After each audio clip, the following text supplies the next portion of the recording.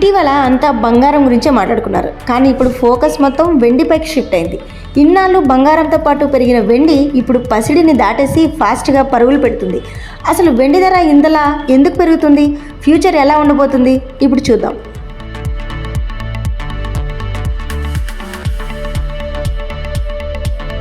తాజాగా ఇంటర్నేషనల్ మార్కెట్లో వెండి ధర మునుపెన్నడూ లేని విధంగా పెరిగింది. ఔన్స్ ధర ఏకంగా $60 దాటేసింది. దీన్ని అనుసరించి మన దేశంలోనూ వెండి రేటు భారీగా పెరిగింది. హైదరాబాద్ బులియన్ మార్కెట్లో ఈ బుధవారం కిలో వెండి ధర 1.92 లక్షలు పలుకుతుంది.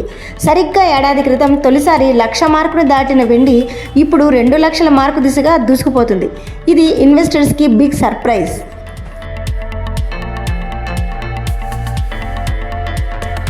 అంతర్జాతీయ మార్కెట్లో గత కొద్ది రోజులుగా $50 పైన ట్రేడ్ అయిన వెండి ఒక్కసారిగా దాదాపు 5% మేర పెరిగింది.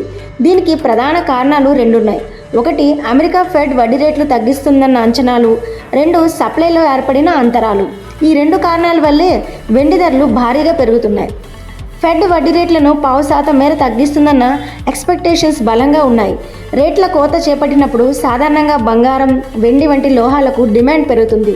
రేట్ల కోత ప్రకటించాక వీటి ధరలు మరింత పెరిగే అవకాశం ఉందని అనలిస్టులు అంచనా వేస్తున్నారు.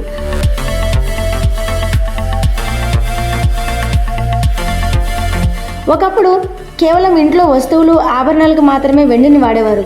కానీ ఇప్పుడు పారిశ్రామికంగానూ వెండి అవసరం పెరగడంతో దీనికి డిమాండ్ బాగా పెరిగింది. ముఖ్యంగా ఎలక్ట్రానిక్స్, సోలార్ ప్యానెల్స్, ఈవీ కాంపోనెంట్స్లో దీని వినియోగం చాలా ఉంది. అవసరాలకు అనుగుణంగా వెండి ప్రొడక్షన్ పెరగకపోవడంతోనే ఈ లోహానికి డిమాండ్ ఏర్పడింది. గతంలో బంగారం ధర 59% మేర పెరిగితే వెండి ధర ఏకంగా 107% మేర పైకెగిరింది. ఈ గణాంకాలు వెండి పవర్ను చూపిస్తున్నాయి.